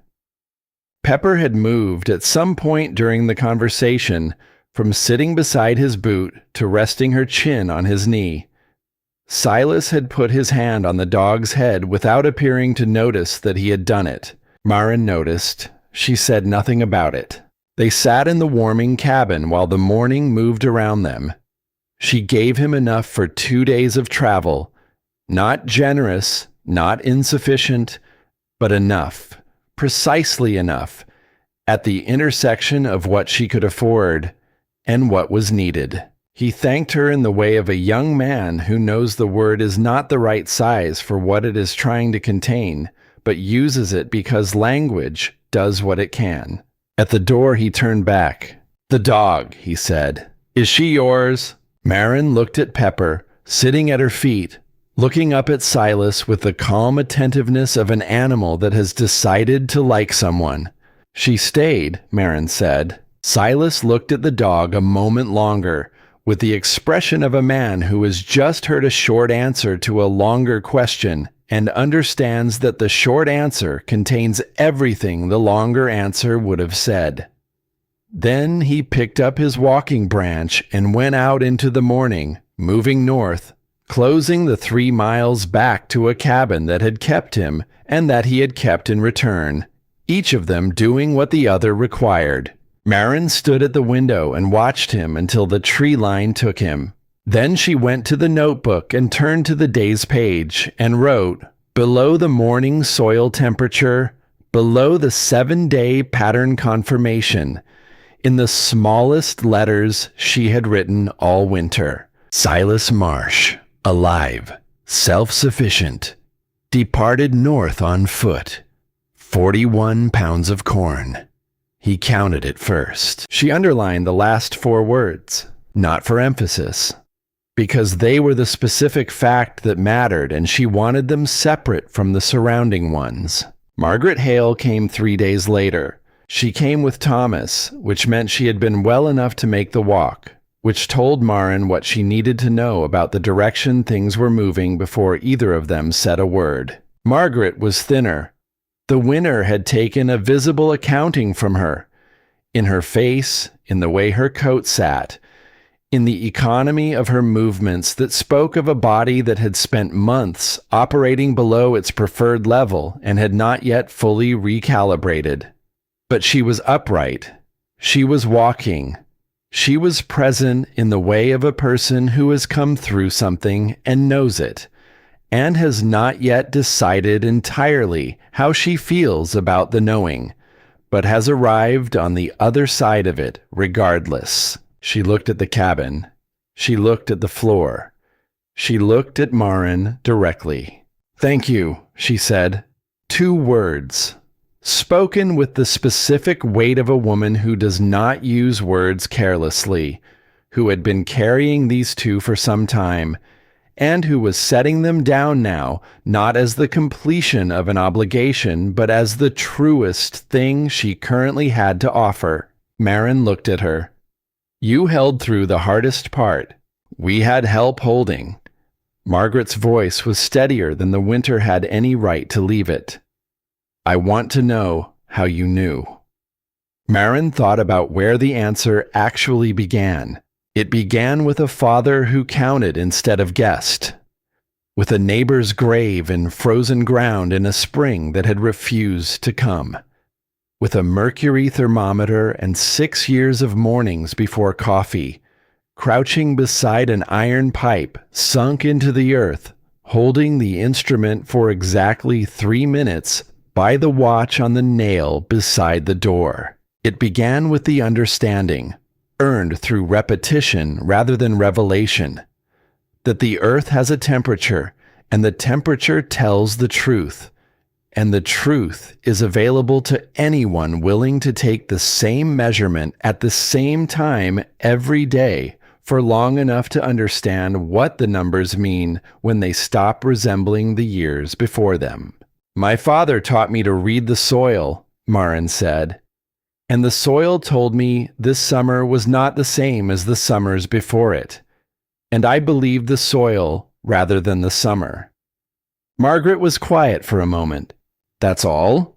"That's all." The rest was arithmetic. Margaret looked at the floor, at the seamless planking, at the ordinary cabin surface that concealed what lay beneath it, the space Maren had built in August while the valley laughed. "The arithmetic saved us," Margaret said. "The arithmetic and the summer before the winter."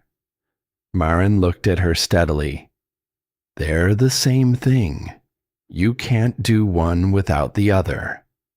Thomas had been standing near the door, listening, not with the posture of a man who has an errand, but with the posture of a man who has stopped believing he already knows what he is going to hear.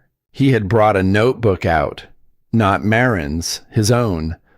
A small one, the kind a man buys at a general store without quite knowing yet what he intends to record in it. He had been carrying it since the week the temperature first broke. He had not written anything in it yet. "The ash timber," he said, "on the north edge. It's yours. I'll get it to you when the ground allows." "The timber is noted," Maren said. Then, "But that's not what I want from you." He looked at her. "I want you to dig a cellar this summer. Before anything else. Before the new animals. Before the expanded field. Before the fence repairs. And before whatever Harold Voss convinces you is the most urgent thing to attend to." She said it without particular sharpness, as a fact, not an argument. "The cellar first, everything else after." Thomas held the small notebook. "I'll need to know how deep. I know your property's soil composition. I'll help you calibrate the depth. It sits differently on your north-facing slope than mine does here." He opened the notebook. He found the first empty page, which was every page. "Start with the soil temperature," Maren said. "Every morning. Same time, same place, same duration." Put a pipe in on the east side of the property, 18 inches down. Take the reading before you do anything else and write it in that book and date it." He wrote this down. Outside, the valley was beginning the slow work of remembering what it was when it was not a place surviving something. Snow retreated from the south-facing slopes by inches. The creek at the eastern boundary had started speaking again.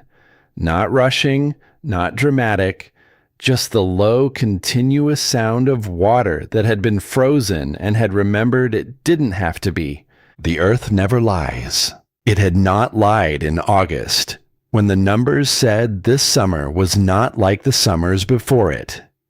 It had not lied through the months of cold, telling her the same truth each morning, that the season was not over, that the margin existed for a reason, and it was not lying now. The thaw was real, 7 days of data, and then more days after that, and the numbers moving in only one direction.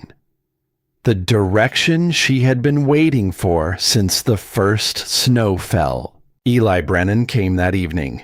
He came empty-handed, which was its own kind of statement from a man who always arrived with something useful. He knocked with 2 knuckles on the front door, and she opened it, and he stood on the step in the late afternoon light, which was genuinely warmer now. The specific quality of light that means the season has made a decision and intends to keep it. "The trapper came through again," he said. "He said the Marsh boy was seen on the road this morning, heading toward his family." Maren let out a breath, not dramatically. She was not a dramatic woman, but the breath came out differently than the breaths that had come before it over the past several weeks, and Eli Brennan was perceptive enough to notice the difference without saying anything about it. "He came here first," she said, 3 days ago. Eli looked at her. "He's all right," she said. "He found stores his family had forgotten. He counted them carefully and made them last." "Of course he did," Eli said, not with surprise, but with recognition, the tone of a man who finds it entirely believable that a young person, given sufficient necessity, can discover within themselves a competence they did not know they had. A pause. "May I come in?" he said. She stepped back from the door. He came in. He looked at the floor, at the notebook on the shelf, at the single chair beside the fire where Maren spent her evenings, and at the second chair that sat across from it, which had been occupied more in the past several weeks than in the 7 years before that. Pepper came and sat beside him. "She likes you," Maren said. "She has good judgment," he said. The fire burned at its standard level. The cabin was warm, genuinely warm, not through luck or exceptional circumstance, but through a consistent and deliberate attention to the things that could be controlled and a patient acceptance of the things that could not. Maren put the coffee on. Outside, the valley was beginning to sound like itself again. Water sounds, bird sounds, the sounds of a world resuming after a long interruption, picking up the melody it had been carrying before the cold set in, and discovering it still knew the words. She poured 2 cups. They sat at the table in the evening warmth, the dog between them, the spring coming through the window in whatever light was left of the day, and neither of them was in any particular hurry. She had built for this too, not the warmth. She had not planned for this exact evening, had not put it in the notebook or run its arithmetic, but the security that made an evening like this possible. The security that comes from having done the necessary thing before it became necessary, from having counted before spending, from having believed the numbers when the numbers said something no one else was prepared to hear. The earth had not lied. It never did. Only the winter had to end for everyone to see that. The families came back the way spring comes back, not all at once, not with announcement, but in the gradual accumulation of presences that had been absent long enough to leave a shape in the air where they used to be. The Doyle wagon came first. Marin saw it from the window on a morning when the road had been passable for a week and the mud was beginning to firm at the edges. Corwin Doyle drove. Nell sat beside him, with her hands folded in her lap, in the particular way of a woman who has been holding herself together for a long time and has not yet decided it is safe to stop. The 3 children rode in the back, the 2 older boys arguing about something, which meant they were well, because children who are not well do not argue about things. Ruth was in Nell's arms. She was 4 years old, and she looked out at the valley with the eyes of a child returning to a place that her body remembered before her mind caught up to it. The particular recognition of home, which is not a thought, but a settling. Something in the posture that releases when familiar ground comes back into view. When the wagon stopped in front of the Doyle property, Nell helped Ruth down. The child stood in the yard and took 3 steps toward the door.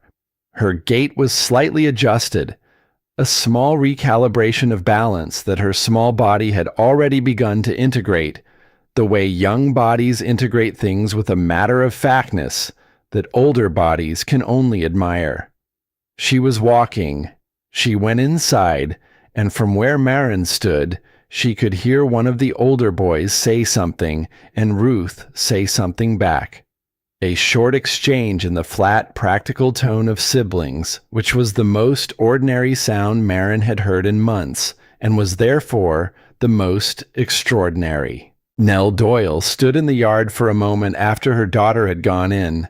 Then she turned and looked across the valley toward Marin's property. She did not come that day. She came the following morning, on foot, carrying a cloth-covered dish in both hands. She knocked, and Marin opened the door, and Nell stood on the step, with her eyes doing something complicated. Not crying, not crying, but occupying the territory between those two things, where a person goes when what they feel is larger than any single expression can accommodate.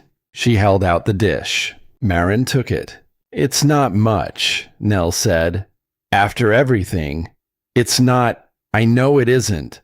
"It's enough," Marin said. Nell looked at her. The complicated thing in her eyes shifted. "Ruth is walking," she said finally. "She doesn't complain about it. She walks the way she walks now, and she's already figured out how to run. And last night she climbed onto the chair by herself and looked at me like she was waiting for applause." "She sounds like herself," Marin said. "She is. She is entirely herself." Nell's voice was careful with the words. "And I should have listened to you in September." Marin was quiet for a moment. "You didn't know what I knew," she said. "I had 6 years of numbers you didn't know existed. You made a reasonable decision with what you had." The decision cost my daughter 3 toes. There was nothing useful to say to that. Marin did not try. She held the dish and stood in the doorway and let Nell Doyle carry what Nell Doyle was going to have to carry, because some things cannot be redistributed, and trying to take them from a person who needs to hold them is its own kind of unkindness. "Come in for coffee when you're ready," Marin said. "Not today if you need time, but when you're ready." Nell nodded and turned and went back down the property toward the road. Marin watched her go, then looked at the dish in her hands. She lifted the cloth. "Cornbread, still warm." She set it on the table and stood beside it for a moment without doing anything, and Pepper came and sat beside her knee, and the morning went on around them the way mornings do, indifferent to what has happened in them, moving forward with the patient consistency of time, which does not stop to mark the things it carries. The Marsh family came 3 days after the Doyles. Marin was splitting wood at the back of the property when she heard the wagon. By the time she had put the axe down and walked to where she could see the road, it had already stopped in front of the Marsh property, and what was happening there was not something she needed to walk closer to understand. Hester Marsh was off the wagon before it stopped. She covered the yard in 6 steps. Silas came out of the cabin door, moving carefully, favoring the left side, but moving under his own power, which was the fact that mattered. And his mother reached him, and the thing that happened then was the thing that happens when a person who has been afraid for a very long time finally reaches the thing they were afraid of losing, and the losing has not occurred. And the relief of that is so large, it cannot be expressed in any register that language was designed to carry. She watched Raymond Marsh come around the wagon and put his hand on his wife's back. She watched Silas put one arm around his mother and look at his father over her head. That look between the young man who had stayed and the older man who had gone because the arithmetic said go. The kind of look that doesn't require any of the words that would be inadequate to it anyway. Marin picked up her axe and went back to the wood. It was not her moment. She had not been part of it. She understood this the way she understood most things, as a fact with its own correct response, which was to pick up the axe and go back to work. Harold Voss came on an evening when the light was going amber over the valley's western ridge, in the particular golden hour that only happens in the weeks after a long winter has released its hold, when the warmth in the air is still surprising enough to notice and the cold is far enough behind that it has begun, already, to seem like something that happened to someone else in a different season of the world. He came alone. No horse. She hadn't seen him on horseback since before the thaw. He walked up the property road with his hands in his coat pockets and looked, for the first time since August, like a man who was not quite certain how he took up space. He stopped at the base of the porch steps. Marin was sitting on the porch with her coffee because the evening was warm enough for that now, barely. And she had been waiting for an evening warm enough to do this since the first snow. Harold Voss looked at her. She waited. He stood on the bottom step and looked at the property. The closed cellar vent on the north side of the foundation, the canvas-covered wood stack against the east wall, the fence line running clean and intact all the way to the tree line. He looked at the hatch seal flush with the cabin floor through the open front door. He looked at all of the ordinary, unremarkable evidence of a winter that had been survived by design rather than by luck. Then he looked at her. "I called it Solberg's folly," he said. His voice was level, not theatrical. He was not a man who performed his statements. He made them. A pause. "I was wrong about the word. That was all." He didn't explain what the right word was. He didn't enumerate what he had gotten wrong or list the ways events had proven him so. He said the 2 sentences that were true and stood with them in the evening air and let them be what they were. Marin looked at him over her coffee cup. She thought about August, about him sitting on his horse above her open cellar hatch, not dismounting, the specific posture of a man who has already decided what he thinks. She thought about the name traveling through the valley by midday. She thought about Harold Voss in front of the general store, not looking south. She thought about the sled he had pulled by hand to her front door in March, and the 7 days she had given him, and the way he had left without a word of thanks, and the way she had gone inside and written the number in the notebook and not written anything else Because the number said everything it needed to say. "I know," she said. "Not as an accusation. As an acknowledgment. The weight of a woman who has been paying attention and does not need the accounting because she has already done it herself and arrived at the correct total." Harold Voss nodded once. Then he turned and walked back down the property road in the amber evening light, and Marin watched him go until the road curved toward the northern end of the valley, and he was gone. She did not call after him. She did not feel the specific heat of vindication, because vindication implies that being right was the point. The point had never been being right. Pepper had come to sit beside her chair during the exchange.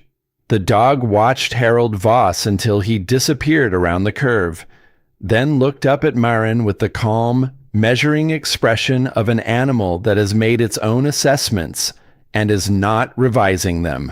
"The earth never lies," Marin said quietly. "Only people do." Pepper's tail moved once. The valley had a different quality in the weeks that followed, not just the physical quality of thaw and returning warmth, but something in the behavior of the people moving through it. A changed relationship with the ordinary work of the season.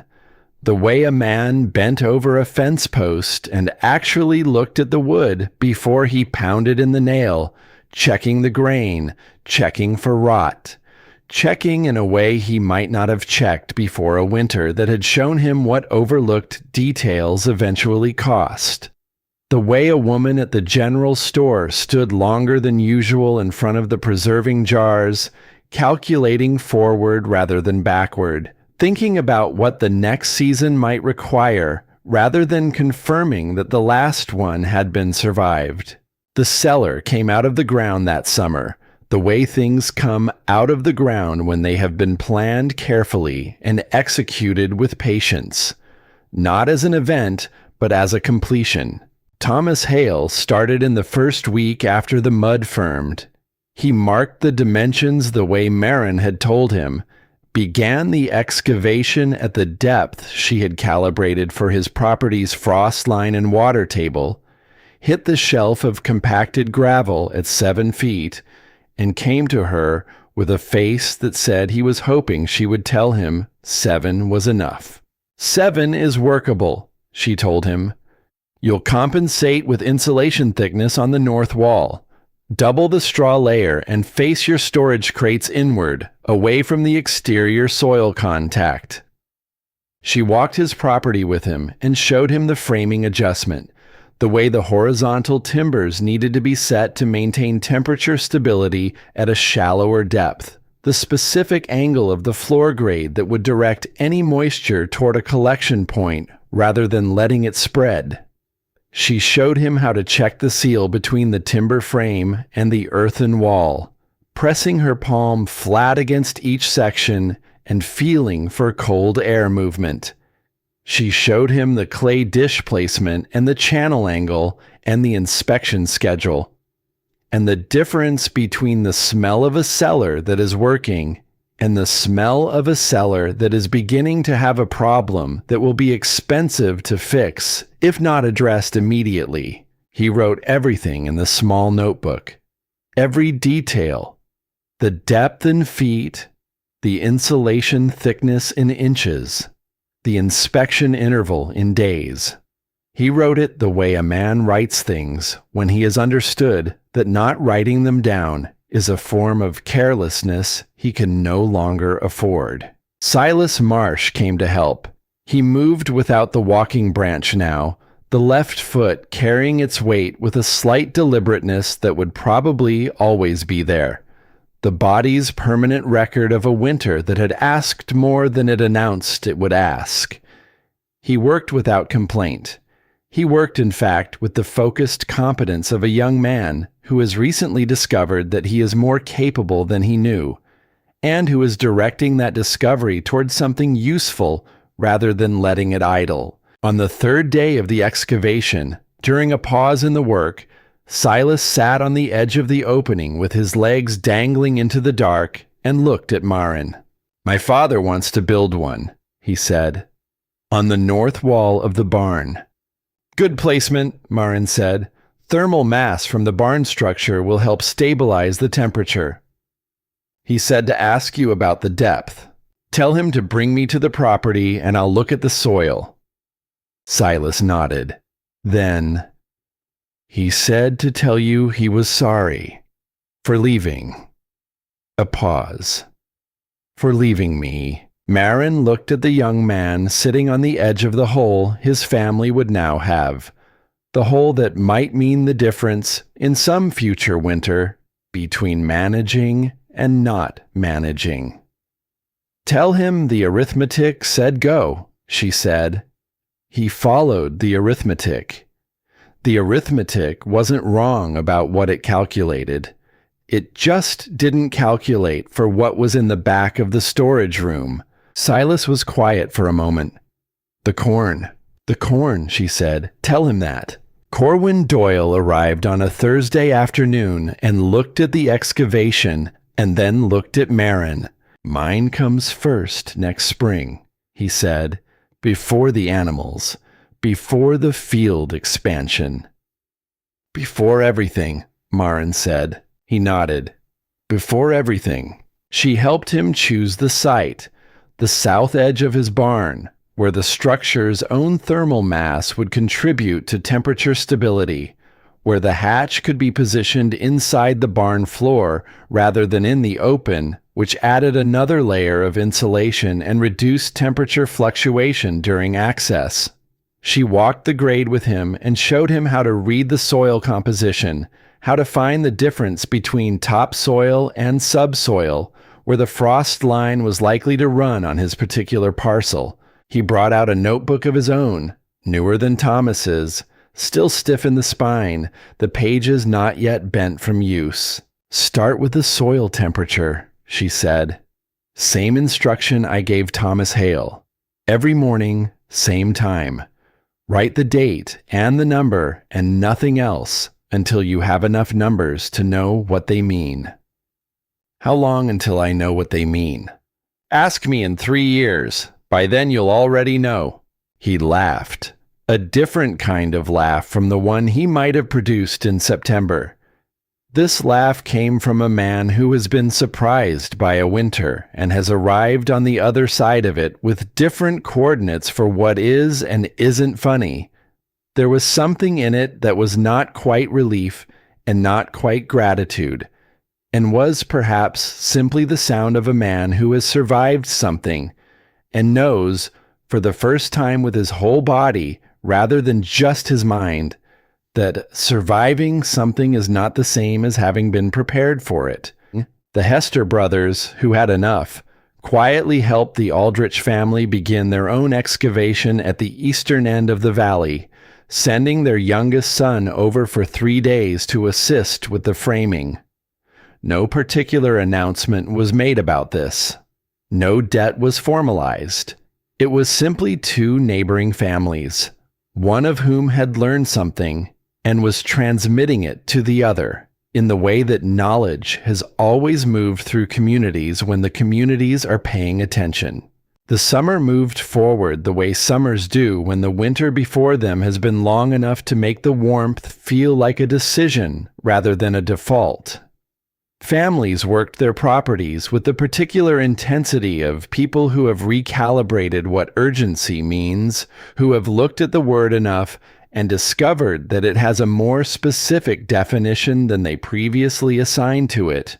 The valley was, in most respects, the same valley it had been before the winter. The same creek, the same ridge lines, the same road curving north toward the marsh property, and south toward the larger town, and east toward the mountains that marked the boundary of what they knew. But something in the way people moved through it was different. It was the way they checked things, the way a man walked his property line in the evening, not just to look at it, but to actually see it. The fence posts, the barn gaps, the places where wind entered and warmth left. The way a woman measured her preserving jars against the season ahead rather than the season past. The way the question changed, slowly and without announcement, from how did last year go to what might next year require. Maren noticed this the way she noticed everything, without drawing attention to herself for noticing it. On a late afternoon in the warmest month of that summer, she sat at her table with a notebook open in front of her. Outside, the valley was loud with insects and heat and the particular quality of light that falls when the days are at their longest and the ground has absorbed all it can hold. She turned to the day's page. She wrote the date. She wrote the soil temperature from the morning's reading, which was in the range she expected and running true to the prior 2 years. No deviation, no cause for alarm, the numbers telling the story of a summer that was doing what a summer was supposed to do. Then she paused. She turned back through the pages, through the spring readings, through the winter entries, through the careful daily record of a season that had asked more than anyone had planned for, and that she had answered, one day at a time, with the tools she had spent a summer building and the knowledge she had spent a lifetime inheriting. She found the entry from the day Harold Voss had sat on his horse above her open cellar hatch and called the word excessive. She read it. Then she turned back to today's page and wrote below the soil temperature, in the same small, deliberate handwriting she had used since the first entry in this notebook, Thomas Hale's cellar complete. Calibrated for 7-foot depth, north wall insulated to specification. Corwin Doyle broke ground this week. Silas Marsh assisting. Raymond Marsh property. Scheduled for assessment next Tuesday. Aldrich family framing underway with Hester support. Began purchasing stores for next winter today. August is 3 weeks away. She put the pencil down. She read the last sentence again. Then she closed the notebook and put it in its place on the shelf above the east window, in the same position it had occupied for 6 years, at the same angle. Because some habits are not about the habit, but about what the habit is the visible edge of, which is a way of being in relation to time and uncertainty and the distance between what has happened before and what might happen next. She stood at the window. Outside, Pepper was in the yard, moving slowly through the late afternoon with the dignified unhurriedness of an old dog in warm weather, nose down, following some private inventory of the property's ongoing record. The gray in her muzzle had spread further over the winter, the body keeping its own kind of account. From the north edge of the valley, she could hear the sound of digging. 2 properties over from Thomas Hale, Raymond Marsh had spent 3 days last week running a new line of caulking along the gaps in his barn's north wall. Not because the barn was at risk this summer, but because this winter had shown him what a gap looks like when the cold has been at it long enough. He had not needed to be told. He had looked at the barn in the spring light and seen it himself, which was the thing Maren had hoped for and had not let herself expect. That people who have been taught by the winter what the winter is capable of will act on that teaching without requiring the winter to repeat the lesson. From the Doyle property, the sound of children playing. Ruth's voice among them. High and clear and entirely indistinguishable from the voices of children who have never had any reason to learn what cold can cost, which is exactly how it should be. Children should not know what cold can cost. That was the whole point of the cellar. That was the whole point of the notebook and the thermometer and the 3 minutes every morning before coffee. So that Ruth Doyle could run across a yard in summer and shriek at her brothers and not know, not yet, what the world is capable of when it decides to show you. Eli Brennan came up the property road at the same time he usually came, which was the time that had become usual without any formal discussion of its becoming usual. He had a tool roll over one shoulder and a paper parcel under his arm that turned out to contain 2 pieces of bread from the baker in town and a quantity of hard cheese that traveled well in summer heat. He set these on the table. He looked at the notebook on its shelf. "New entries," he said. "1," she said. "Started purchasing for next winter." He looked at her. "It's August." "Yes," she said.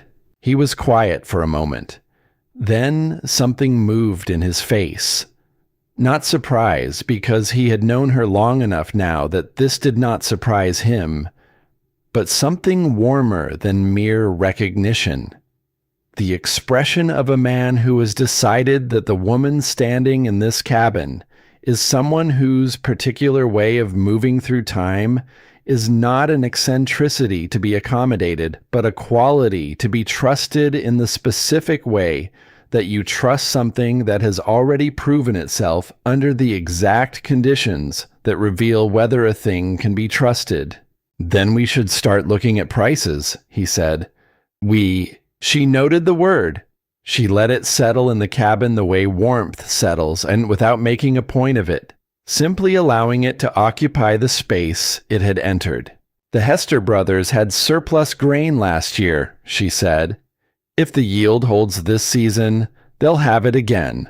I'll find out tomorrow. The root price at the south end of the valley has been lower in odd years. Worth tracking." "I'll track it. And the soil temperature on your property's east side should be run against mine before we make any allocation decisions. If your readings show the same deviation mine showed last August, then we plan accordingly," he said. She looked at him. He looked back. Outside, Pepper had finished her slow inventory of the yard and had returned to the porch, where she was lowering herself with elderly dignity onto the boards in the last of the afternoon sun. The dog put her head on her paws and breathed out the long, slow breath of an animal entirely satisfied with where it has ended up. The valley spread out beyond the fence line, golden and alive in all the ways that summer requires of a place that has earned it. The smoke from Thomas Hale's chimney. A test fire, she knew, checking the new cellar's ventilation against the standard she had given him for adequate draft, rose thin and straight into the still air. In the Doyle yard, 3 children chased each other through the long grass. One of them was slightly faster than she had been before winter, running with a recalibrated stride that was entirely her own. In a notebook on a shelf above the east window, a column of numbers told the truth about the summer, which was that the summer was doing what it was supposed to do, which meant the planning could begin, which meant the work was starting again, which was the only place it had ever been possible to start. The earth never lies. It had not lied in the column of numbers that predicted a hard winter when the valley was busy with its harvest. It had not lied through the months of cold that proved the numbers correct. It had not lied when the thaw came, slowly, in the patient accumulation of evidence that earns the name of certainty, and confirmed that what had been built in a summer of ridicule had held through a winter of consequence. And it was not lying now. The numbers said what they said. The summer was what it was. The autumn would come when it came, and the winter after it would be what the winter decided to be. And the only reliable response to that uncertainty was the same response it had always been. Not hope, not luck, not the assumption that next year would resemble the years before it closely enough to plan around. The response was a thermometer and a pipe and 3 minutes every morning and a narrow notebook and the discipline to write the number and believe it. The response was August. 3 weeks of it before the season turned. 3 weeks was enough to begin. And the only question that had ever mattered was whether a person was willing to begin before the season made the decision for them. It always had been enough. For Maren Solberg, it always would be.